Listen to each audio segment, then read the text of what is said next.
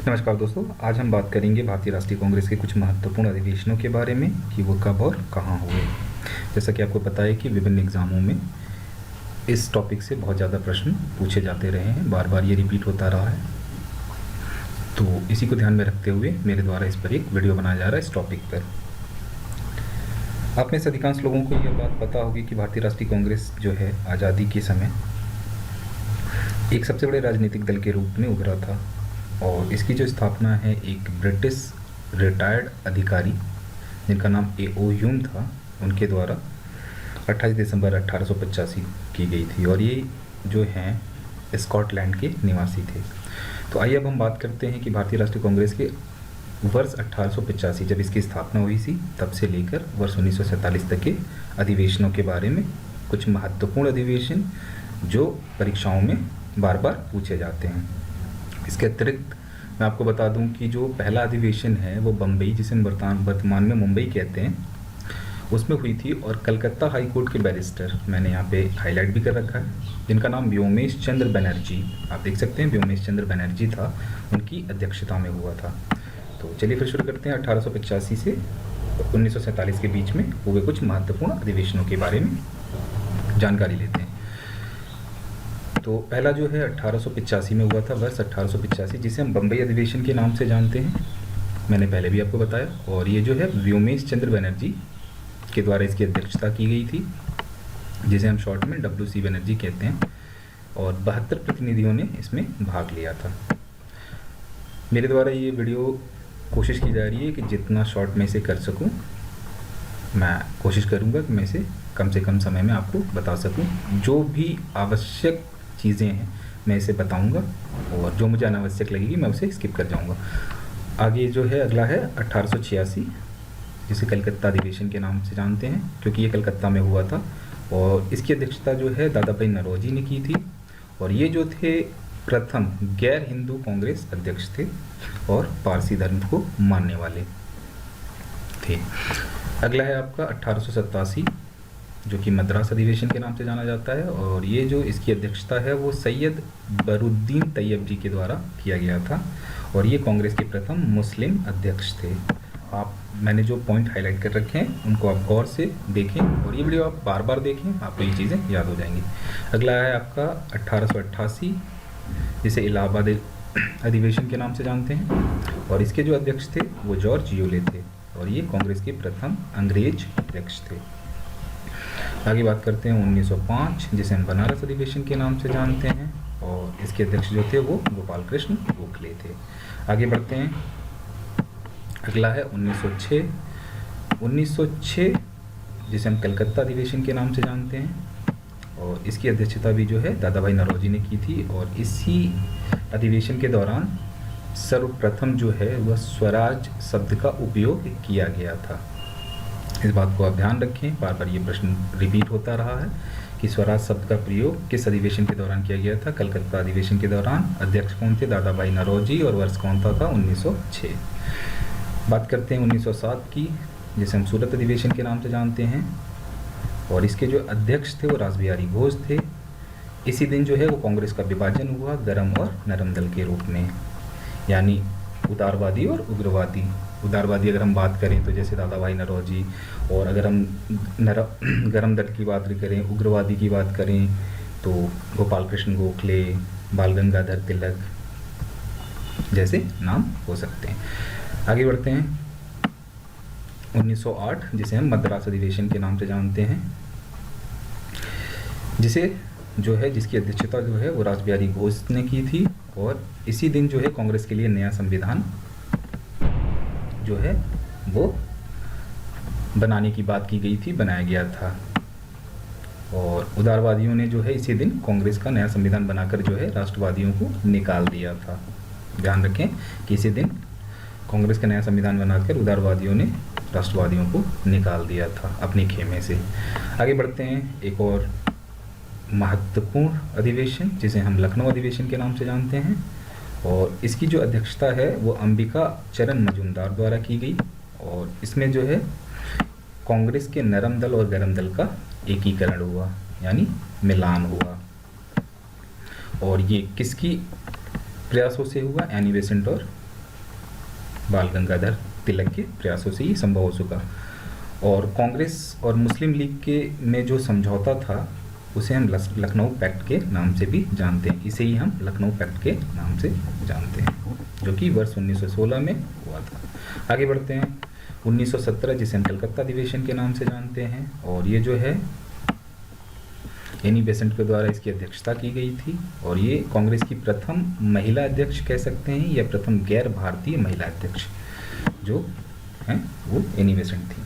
आगे बढ़ते हैं 1923, जिसे हम दिल्ली अधिवेशन के नाम से जानते हैं। और ये प्रश्न बार बार आता है कि सबसे कम उम्र के अध्यक्ष कौन थे, वो थे अब्दुल कलाम आज़ाद। ठीक है, ये प्रश्न बार बार परीक्षाओं में पूछा जाता है, तो आप इस चीज़ को ध्यान रखें कि सबसे कम उम्र के जो अध्यक्ष थे कांग्रेस में वो अब्दुल कलाम आज़ाद थे। आगे बढ़ते हैं 1924, जिसे हम बेलगांव अधिवेशन के नाम से जानते हैं। और ये जो है इसकी अध्यक्षता महात्मा गांधी ने की थी, और कांग्रेस के पहले और अंतिम बार ये अध्यक्ष बने थे। इन्होंने बस जो है वो बेलगांव अधिवेशन की अध्यक्षता की थी, उसके बाद कोई अध्यक्षता इन्होंने नहीं की। कांग्रेस में कभी ये अध्यक्ष नहीं बने। आगे बढ़ते हैं 1925 जो है वो कानपुर अधिवेशन के नाम से जाना जाता है, जिसमें सरोजिनी नायडू के द्वारा ये अध्यक्षता की गई थी, और वो जो है प्रथम भारतीय महिला अध्यक्ष। याद रखें, गैर भारतीय महिला अध्यक्ष जो थी वो एनी बेसेंट थी, जबकि भारतीय महिला अध्यक्ष वो सरोजिनी नायडू। ये प्रश्न बार बार रिपीट होते हैं। आगे आप देख सकते हैं 1927 मद्रास अधिवेशन, MA अंसारी। 1929 लाहौर अधिवेशन, जवाहरलाल नेहरू। ये ऐसे पॉइंट हैं कि आप बस इसे डायरेक्टली याद करने की कोशिश करें, ज़्यादा इंपॉर्टेंट नहीं है, और अभी तक तो पूछे नहीं गए, हाँ भविष्य में पूछे जा सकते हैं। कलकत्ता अधिवेशन, श्रीमती नलिन सेन गुप्ता। आगे हम बात करते हैं 1936। जो पॉइंट यहाँ इंपॉर्टेंट है मैंने उसे हाईलाइट कर रखा है, आप इस पर ज़्यादा गौर करें, कोशिश करें कि आप इसे ज़्यादा गहनता से पढ़ें। 1936, जिसे हम लखनऊ अधिवेशन के नाम से जानते हैं, और ये जवाहरलाल नेहरू के द्वारा किया गया था। फिर बात करते हैं वर्ष 1937 की, जिसे फैजपुर अधिवेशन के नाम से जानते हैं, और ये भी जो है जवाहरलाल नेहरू के द्वारा इसकी अध्यक्षता की गई थी। और ये जो है पहली बार गांव में सत्र हुआ था। याद रखें, ये ऐसा सत्र था जो पहली बार गांव में हुआ था, यानी ये ऐसा अधिवेशन था जो पहली बार गांव में हुआ था। फिर बात करते हैं वर्ष 1938 की, जो कि हरिपुरा अधिवेशन के नाम से जाना जाता है, और जिसकी अध्यक्षता सुभाष चंद्र बोस ने की थी। अगला इंपॉर्टेंट पॉइंट है वर्ष 1939, मैं इसे हाईलाइट भी कर देता हूँ। वर्ष 1939, जिसकी अध्यक्षता सुभाष चंद्र बोस ने की थी, किंतु महात्मा गांधी और सुभाष चंद्र बोस के बीच जो है वो पट्टाभी सीतारमैया को अध्यक्ष बनाने को लेकर विवाद हो गया था, और उसके बाद सुभाष चंद्र बोस जी ने जो है वो अध्यक्ष पद से त्याग दे दिया, और 1939 में फॉरवर्ड ब्लॉक की स्थापना की। तो याद रखें ये कब हुआ था, त्रिपुरी अधिवेशन में 1939 में। अगला आपका मेरठ अधिवेशन, ये जो है JB कृपलानी के द्वारा इसकी अध्यक्षता की गई थी। अगला देखते हैं, अगला है आपका वर्ष 1947, जिसे हम दिल्ली अधिवेशन के नाम से जानते हैं, और ये जो है डॉक्टर राजेंद्र प्रसाद के द्वारा किया गया था। अगर हम आज़ादी के बाद की बात करें तो आज़ादी के बाद जो है वो प्रथम अधिवेशन, ठीक है, जो स्वाधीनता पाने के बाद है, उसके बाद प्रथम अधिवेशन 1939 ईस्वी में हुआ, ठीक है, कांग्रेस का जयपुर में। और ये किसके द्वारा अध्यक्षता की गई इसकी, पट्टाभी सीतारमैया के द्वारा अध्यक्षता की गई। तो याद रखें कि स्वाधीनता के बाद जो है वो वर्ष 1948 ईस्वी में जो है वो कांग्रेस का प्रथम अधिवेशन हुआ। कहाँ हुआ, जयपुर में, और पट्टाभी सीतारमैया ने उसकी अध्यक्षता की। तो ये थे कुछ महत्वपूर्ण अधिवेशन। अब हम इन अधिवेशनों के दौरान पारित हुए या इन अधिवेशनों के दौरान कुछ ऐसे महत्वपूर्ण बातें जो हैं हुई, कुछ महत्वपूर्ण बातें हुई, उनको हम डिस्कस कर लेते हैं जो इन अधिवेशनों के दौरान हुई। पहला है आपका कि 1888 ईस्वी में इलाहाबाद में जॉर्ज यूल ने, ठीक है, नमक कर में कमी एवं शिक्षा में वृद्धि, शिक्षा व्यय पर वृद्धि की बात कही, और इस अधिवेशन में संविधान निर्माण पर भी बल दिया गया था। 1888, याद रखें इसे। सॉरी। अगला है 1889, जो कि बम्बई में हुआ था। ये 1889 में जो है बम्बई में विलियम वेडरबर्न, मैंने यहाँ हाईलाइट कर रखा है, विलियम वेडरबर्न के नेतृत्व में मताधिकार की जो आयु सीमा है वो 21 वर्ष से मताधिकार की जो आयु सीमा 21 वर्ष वो है निर्धारित की गई। ठीक है, तो आपसे ये सीधा सीधा प्रश्न पूछ सकता है कि 1889 में जो है मताधिकार की सीमा क्या रखी गई थी, या मताधिकार की सीमा जो है 21 वर्ष कब रखी गई थी, किसके द्वारा इसकी प्रारंभ की गई थी। तो आप इस बात को याद रखें कि विलियम वेडरबर्न के नेतृत्व में किया गया था, 21 वर्ष की सीमा जो है निर्धारित की गई थी। बाकी आप पॉइंट नीचे पढ़ सकते हैं कि सदस्यों की संख्या जो है 1889 थी, सब चीज़ें। आगे बढ़ते हैं। 1891 में जो है नागपुर में पी आनंद चार्लू के नेतृत्व में कांग्रेस का एक नया नाम, बहुत इंपॉर्टेंट है, राष्ट्रीयता, कांग्रेस का एक नया नाम जो है मैं हाईलाइट कर रहा हूँ, राष्ट्रीयता रखा गया। आगे बढ़ते हैं। 1885 में पूना में सुरेंद्रनाथ बनर्जी के नेतृत्व में संविधान का दोबारा विचार विमर्श प्रारंभ हुआ। आपसे प्रश्न पूछ सकता है कि संविधान पर दोबारा जो है विचार विमर्श कब प्रारंभ हुआ, वो 1895 में हुआ पूना में। किसकी अध्यक्षता में? वो सुरेंद्रनाथ बनर्जी की अध्यक्षता या नेतृत्व में। आगे बढ़ते हैं। 1896 में कलकत्ता में रहीमतुल्ला सयानी के नेतृत्व में पहली बार बंकिम चंद्र चटर्जी द्वारा जो है वंदे मातरम गाया गया। ठीक है, इस बात को याद रखें कि वंदे मातरम रहीमतुल्ला सयानी के नेतृत्व में पहली बार गाया गया। कहाँ? कलकत्ता में। फिर अगला है 1916 में जो है अंबिका चरण मजुमदार के नेतृत्व में लखनऊ अधिवेशन में कांग्रेस और मुस्लिम लीग का पुनर्मिलन हुआ। मैंने आपको पहले भी बताया कि जो है 1916 में जो अधिवेशन हुआ था, लखनऊ अधिवेशन, ठीक है, उसमें जो है कांग्रेस और मुस्लिम लीग का पुनर्मिलन हुआ और लखनऊ पैक्ट जो है इसी समय पारित हुआ। मैं आपको यहाँ पे इंडिकेट कर दूँ, मैंने यहाँ पे आपको बताया था कि जो है, मैं यहाँ पे आपको एक बार और दिखा देता हूँ।